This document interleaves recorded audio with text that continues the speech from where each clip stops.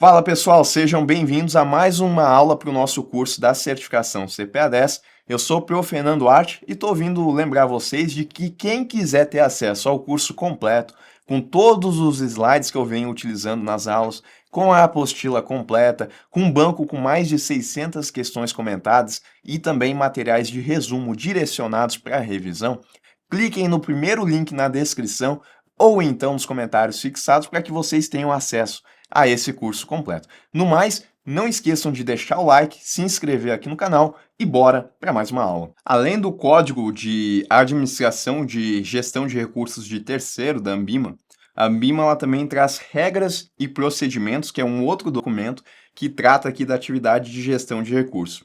E a gente vai ver agora quais são essas regras aqui. Então, esse documento ele vai estabelecer essas regras e procedimentos que vão complementar os princípios do Código de Administração de Recursos de Terceiro. O importante é a gente saber que essas regras aqui elas são aplicáveis a todos os veículos de investimento, mas dentro aqui desse documento existem alguns anexos complementares que oferecem regras específicas dependendo do tipo de veículo de investimento.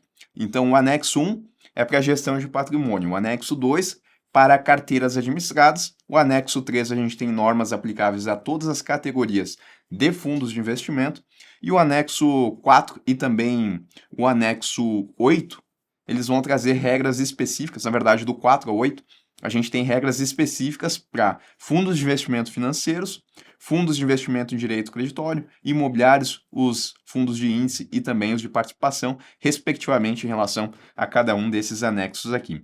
Um ponto importante, já que esse nosso documento ele traz em relação ao apressamento. E a gente sabe que apressamento é trazer o valor dos ativos financeiros de um fundo de investimento, por exemplo, a valor mercado, com o objetivo de evitar a transferência de riqueza entre os cotistas. A responsabilidade pelo apressamento deve ser atribuída conforme um anexo complementar aplicável a cada tipo de veículo de investimento. As instituições elas podem contratar terceiros qualificados para essa atividade aqui, mantendo-se responsáveis e divulgando o nome do contratado conforme a regulamentação. Também é exigido a elaboração de um manual de apressamento, detalhando a governança, processos, metodologias, critérios e também os procedimentos adotados para o apressamento. Então, a gente pode ter o seguinte: valor justo dos ativos financeiros. Aí, todos os ativos financeiros nas carteiras de veículo de investimento devem ser avaliados a um valor justo. Qualquer valorização ou desvalorização deve ser contabilizada como receita ou despesa no resultado do período. Importante destacar que o valor justo ele não inclui custos de transação. Outro ponto aqui também, transparência e liquidez dentro dos critérios para o apressamento. Ao definir o valor justo dos ativos, tem que se dar ênfase à transparência e à liquidez destes na formação de preço. Avaliação de derivativos. Operações com derivativos que produzam resultados fixos ou pré-determinados devem ser avaliadas como ativos financeiros de renda fixa e também ajustados diariamente pelo valor justo.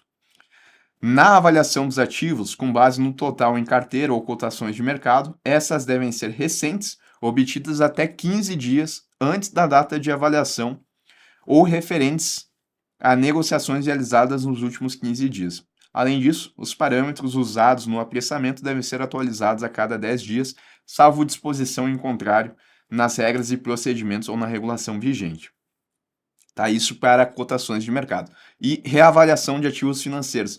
Aqui a instituição responsável pelo apressamento deve reavaliar seus investimentos financeiros, seus ativos financeiros, sempre que existirem indícios de perdas prováveis, independente do momento ou da periodicidade regular de avaliação. Então, são critérios aqui que estão previstos em relação ao processo de apressamento dos ativos. Para a renda fixa, o que se tem aqui como indicador, tá? Os preços de mercado e também de cotações. Para a renda variável, o preço em mercado organizado, onde o ativo ele é mais líquido.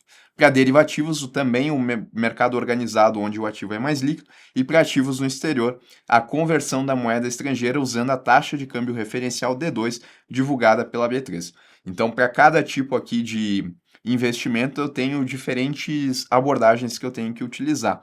E dando destaque aqui que quando a gente estiver falando de negociação de ativos no exterior, quando se for fazer o apressamento aqui, tem que levar em consideração a cotação da moeda estrangeira e vai se utilizar para isso a taxa D2. Em relação às obrigações do administrador que estão presentes aqui nesse documento, tá? Então, vamos lá. Assegurar a correta avaliação dos ativos nas carteiras de classe que administra, manter atualizadas as informações cadastrais, tanto junto à CVM quanto à Ambima também, enviar as informações dos fundos, classes, subclasses para a Ambima, realizar procedimentos para a execução de transações feitas pelo gestor de recursos em nome das classes, comunicar à CVM qualquer desenquadramento relacionado à carteira de classe. Isso aqui é importante, tá? Se acontecer um desenquadramento, por exemplo, na concentração dos recursos financeiros, né? Concentração por emissor, por ativo financeiro, quem é que vai trazer essa comunicação, então, para a CVM? É o administrador. Ele é responsável também pela contratação de serviços de auditoria, de controladoria, de custódia, de escrituração das cotas e de tesouraria, e também vai verificar se as operações realizadas pelo gestor de recursos estão de acordo com os limites estabelecidos para a composição e concentração de carteiras. Se não tiver, ele vai lá e notifica, comunica a CVM e também o próprio gestor, né, para que ele consiga, então, fazer a readequação da carteira. Em relação às obrigações do gestor, bom, ele vai ter que tomar decisões de investimento e de desinvestimento segundo a política de investimento do fundo. Vai informar imediatamente ao administrador qualquer alteração em terceiros contratados em nome da classe. O próprio gestor ele é responsável por fazer a contratação de algum serviço e se acontecer alguma alteração, ele vai ter que comunicar ao administrador. Manter em ordem toda a documentação relacionada às operações de classe, enviar informações dos fundos, classes e subclasses à base de dados Ambima, fornecer dados e análises que justifiquem as suas operações de compra e venda de ativos, classificar as classes sob sua gestão de acordo com os critérios da Ambima, enviar ao administrador fiduciário uma cópia de cada documento assinado em nome da classe dentro de um prazo de 5 dias úteis, enviar ao administrador fiduciário uma cópia de cada documento assinado em nome da classe dentro de um prazo de 5 dias úteis. Essa daqui copiou, né? Então a gente só desconsidera. Ele também é responsável pela contratação de serviços de classificação de risco, por agência de classificação de risco de crédito, de cogestão de carteira, consultoria de investimentos, de distribuição de cotas, de formador de mercado de classe fechada, de intermediação de operações para a carteira de ativos. Então, aqui são serviços que vão ter que ser contratados pelo gestor. E ele também vai adotar as medidas necessárias para corrigir situações em desacordo com os limites estabelecidos para composição e concentração de carteira. Tá? Então, é ele que vai cuidar, é ele que vai se eventualmente acontecer um desajuste nesses limites, ele vai ter que atuar no sentido de corrigir esses limites que ficaram desajustados. Bom, aqui no documento, a Ambima ela traz diferentes classificações para os fundos de investimento. Isso em relação aos fundos de investimento financeiro, tal como eles estão previstos na legislação da CVM. Mas aqui é uma classificação da Ambima. E ela diz o seguinte, tá? A classificação da Ambima para as classes dos fundos de investimento financeiro é dividida em 3 níveis: nível 1, 2 e 3. Cada nível é determinado com base nos principais fatores de risco e também estratégia das classes. Por exemplo, no nível 1, a gente tem a classe de ativos, no nível 2, a gente tem os riscos e no nível 3, a gente tem a estratégia de investimento. No nível 1, aqui de renda fixa, então, eu tenho como objetivo buscar retorno por meio de investimentos em ativos de renda fixa. Vão ser admitidas estratégias que impliquem o risco de juros e de índice de preços. Tá? Então, o objetivo de retorno aqui é acompanhar a variação de uma taxa de juros, Selic, por exemplo, ou então de um índice de preços, o IPCA. É vedado em renda fixa estratégias que impliquem exposição em renda variável.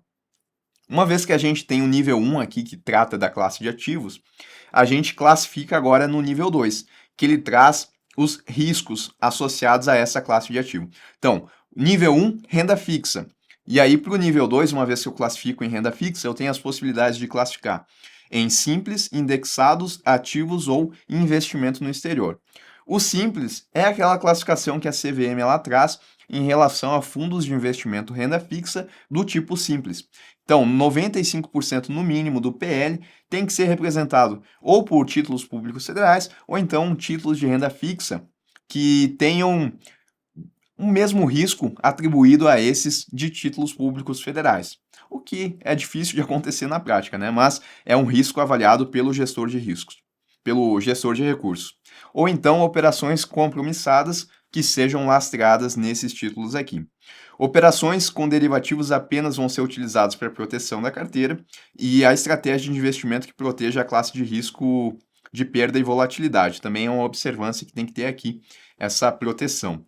Os indexados são aquelas classes que têm como objetivo acompanhar as variações de índices de referência do mercado de renda fixa, não admitem alavancagem. Então, o indexado aqui, ele vai buscar, por exemplo, acompanhar a taxa DI ou qualquer outro tipo de indicador de referência. Bom, eu ainda tenho aqui também a possibilidade de classificar o fundo de acordo com a média ponderada da carteira, né? Eu vou considerar todos os ativos financeiros daquela carteira e vou fazer uma média ponderada para saber aonde que eu vou classificar. E aí eu posso ter fundos que são classificados como duração baixa, duração média, duração alta ou ainda duração livre. Se a média ponderada da carteira ela for inferior a 21 dias úteis, ele vai ser classificado como duração baixa ou short duration.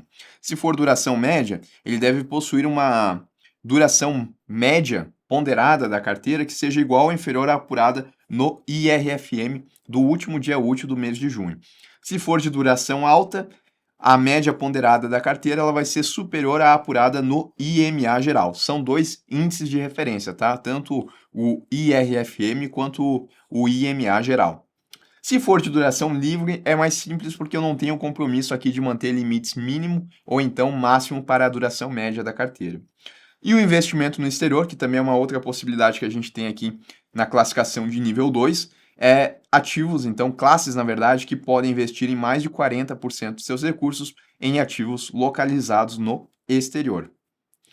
E depois que eu tenho a classificação no nível 2, eu também tenho a classificação no nível 3. E aí a gente tem que lembrar que o nível 3 ele é responsável por nos trazer aqui a estratégia de investimento. Então, no nível 3 eu posso ter como estratégias aqui o soberano, grau de investimento, crédito livre, investimento no exterior ou dívida externa. Então, no soberano são classes que mantêm 100% do PL investidas em títulos públicos federais. Grau de investimento, as classes que devem manter no mínimo 80% do patrimônio líquido em títulos públicos ou ativos com baixo risco de crédito. Crédito livre, classes que podem manter mais de 20% do seu PL em ativos de médio e alto risco de crédito no mercado doméstico ou externo. Investimentos no exterior, vai destinar uma parcela superior a 40% do PL em ativos que estão no exterior. E dívida externa, classes que podem manter no mínimo 80% do seu PL em títulos representativos da dívida externa de responsabilidade da União. Juntando tudo isso daqui, então, né? Primeiro, a gente está falando aqui apenas referente ao nível 1 de renda fixa. Depois a gente vai ter outros fundos aqui também no primeiro nível. Mas então, nível 1, renda fixa, eu vou depois classificar ele em nível 2 e depois disso eu vou classificar de acordo com a estratégia de investimento em nível 3. Fica dessa forma aqui quando a gente agrupa todas essas informações. Nível 1, renda fixa. Nível 2, simples, indexados. Aqui seriam os ativos, tá? Que é em relação ao prazo médio ponderado da carteira e investimento no exterior. Para os fundos classificados como simples, a possibilidade que eu tenho no nível 3 é apenas de estratégia simples. Indexados, índices, e aqui a gente pode ter a possibilidade então de soberano, grau de investimento e de crédito livre. Para investimento no exterior, eu tenho a possibilidade de dívida externa, ou então investimento no exterior, a depender de como que vai ser a estratégia. Eu também tenho, né, em nível 1, os fundos classificados como ações. E aí é o que a gente tem lá previsto na legislação. No mínimo 67% da carteira ou vai investir em ações ou então vai investir em ativos financeiros que sejam de renda variável também, similares às ações. A partir do primeiro nível, os fundos classificados como ações eles devem ser enquadrados em uma das próximas categorias. Nível 2, de acordo com o tipo de gestão. Então, podem ser indexados, ativos específicos ou então investimentos no exterior. Os indexados, eles acompanham as variações de um indicador de referência, utilizado no mercado de renda variável. Os ativos são aqueles que têm o objetivo de superar um índice de referência ou então eles não utilizam nenhum índice de referência como um fator determinante. Agora, as classes que são específicas, elas têm como objetivo adotar estratégias de investimento que possuam características específicas, tais como classes fechadas ou então não regulamentadas pela CVM ou classes que adotam outras estratégias que venham a surgir no mercado. Investimento no exterior são aquelas que podem investir mais de 40% dos seus recursos no exterior. E no nível 3, né? Esse foi o nível 2. Aí no nível 3 a gente tem essas possibilidades aqui. Índices, né? Para os indexados, que vai acompanhar um determinado indicador de referência. Valor crescimento também é uma estratégia, tá? Então, classes aí que têm como objetivo buscar o retorno por meio da seleção de empresas cujo valor das ações negociadas esteja abaixo do preço justo, assim avaliado pelo gestor de recursos ou então pelo fundo. E o objetivo aqui é valor crescimento. Setoriais. Aqui a gente tem empresas que pertencem ao mesmo setor ou então conjunto de setores afins da economia. Dividendos. O objetivo então aqui é colocar em classes de ações com histórico de pagamento de dividendos. Small caps. Classe que tem como objetivo investir no mínimo 85% da carteira em ações de empresas que não estejam incluídas entre as 25 maiores participações do Índice Brasil, IBRX 100, lá da B3. Tá? Então, são empresas menores. Fundos fechados de ações são as classes fechadas, né, onde a gente não tem a possibilidade de resgate. Fundos de ações FMP, FGTS, aqui eles têm que seguir o disposto que trata lá na regulação vigente. E monoação, classes com estratégia de investimento em ações de apenas uma empresa. Agrupando tudo isso, essas são as possibilidades de acordo com a Ambima, tá? Nível 1, ações. Nível 2, indexados, ativos específicos e investimento no exterior. E aí, o nível 3, para cada um desses nível 2, a gente tem isso daqui. Índices, valor crescimento, dividendos, small caps, sustentabilidade e governança, índice ativo, setoriais e livre. E ativos específicos, né? Fundos fechados de ações, fundos de ações FMP, FGTS e monoação. Para o multimercado é mais tranquilo, tá? São classificados como multimercados as classes que possuem políticas de investimento que envolvam vários fatores de risco, sem o compromisso de concentração em nenhum fator especial. Para essas classes aqui, o hedge cambial da parcela de ativos no exterior é facultativo ao gestor de recursos. Ele que vai escolher se ele vai fazer ou não. As classes de FIF, classificadas como multimercado, devem ser enquadradas de acordo com uma das categorias descritas pertencentes ao nível 2. Então, alocação, estratégia e investimento no exterior. A alocação busca um retorno no longo prazo por meio de investimento em diversas classes de ativos financeiros, renda fixa, ações, câmbio, incluindo também cotas de classes desses fundos aqui. Estratégia são classes que são baseadas nas estratégias preponderantes adotadas e suportadas pelo processo de investimento, adotado pelo gestor de recursos como uma forma de atingir objetivos e também de executar a política de investimentos da classe. Investimento no exterior é aquela parcela acima de 40%. E no nível 3, aqui a gente tem as possibilidades também de estratégia de investimento. Balanceadas, tá? Então, aqui a gente tem uma alocação pré-determinada de estratégia, devendo especificar um mix de investimento nas diversas classes de ativos financeiros, incluindo deslocamentos táticos e políticas de rebalanceamento. Dinâmica, tá? Aqui a gente não tem um compromisso com um mix pré-determinado. Macro são operações diversas de ativos financeiros e derivativos, definindo estratégias de investimento baseadas em cenários macroeconômicos. Trading, aqui o objetivo é de explorar oportunidades de ganhos originados por movimentos de curto prazo no preço dos ativos financeiros. Long and short direcional, aqui a gente tem o objetivo de realizar operações de ativos e derivativos no mercado de renda variável, montando posições compradas e vendidas, e um neutro, né, aqui em relação ao long and short.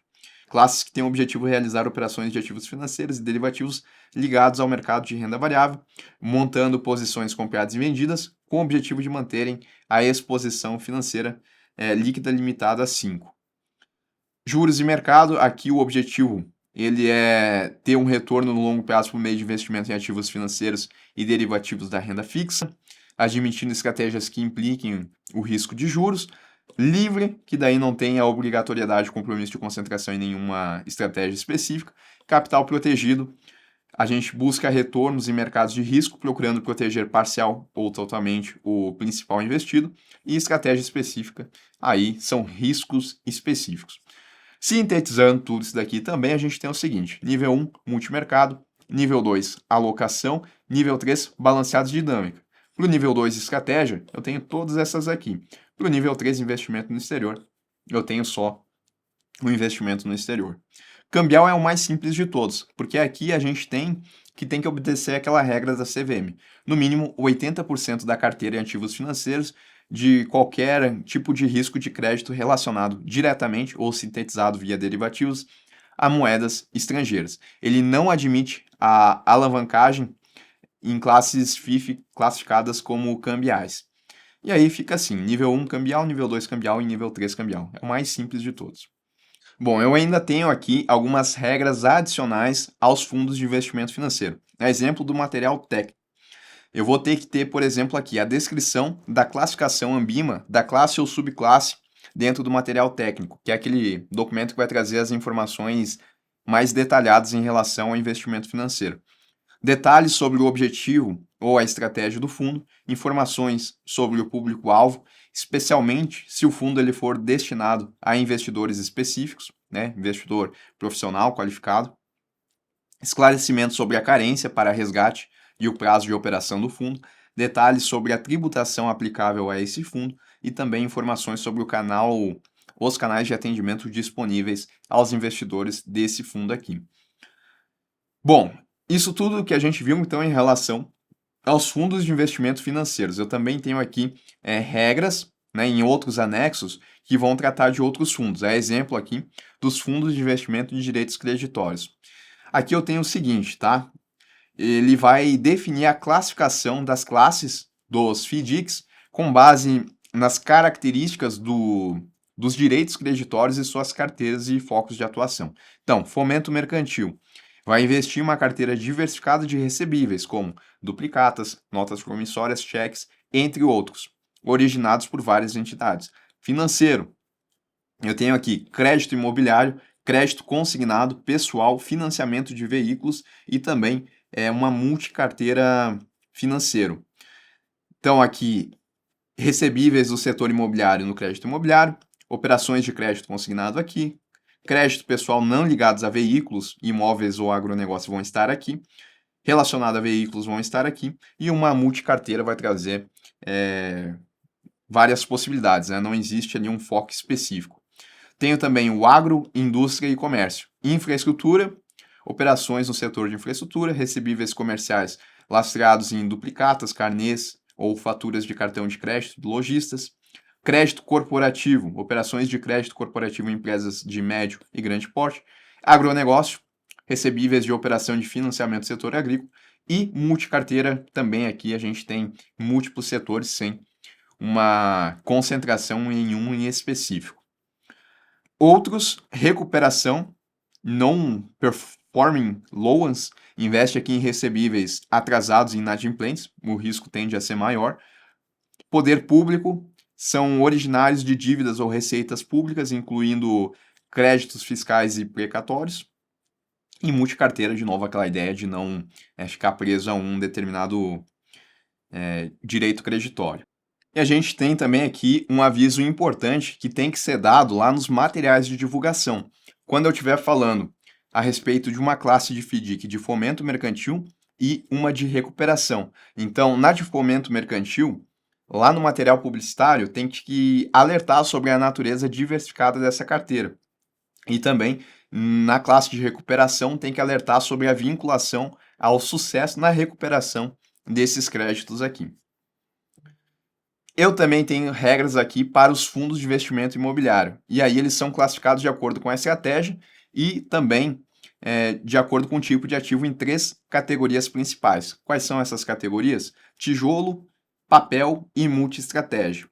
No tijolo, eu tenho aqui classes que são focadas em investir em mais de 2/3 do PL em imóveis e direitos reais sobre esses imóveis.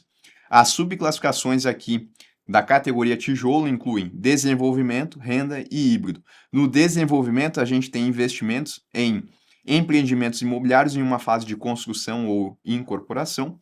Na renda, focados em empreendimentos construídos para geração de renda através de locação ou arrendamento. Então, desenvolvimento, construção e incorporação. Renda, ganhos através de locação ou arrendamento. E o híbrido é aquele que vai, então, não ter uma concentração específica, né? Ele pode misturar desenvolvimento ou renda. No papel eu tenho o seguinte, aqui os fundos visam investir mais de 2/3 do PL em títulos e valores imobiliários relacionados ao setor imobiliário. E aí, né, ele vai poder, por exemplo, investir em CRI ou CRI com uma carteira avaliada com grau de investimento por agência classificadora de risco, fundos, que é investimento em cotas de outros fundos de investimento imobiliário, ou o híbrido também, sem uma concentração em uma das classificações de papel. Os FIIs que não concentram especificamente, né, não possuem então esse 2/3 do PL ou em comprar imóveis, direitos reais sobre imóveis, ou então de comprar valores imobiliários representativos aqui desses imóveis, eles são classificados como multi-estratégia. E aqui, então, eu não tenho um percentual mínimo para que ele seja classificado dessa forma aqui.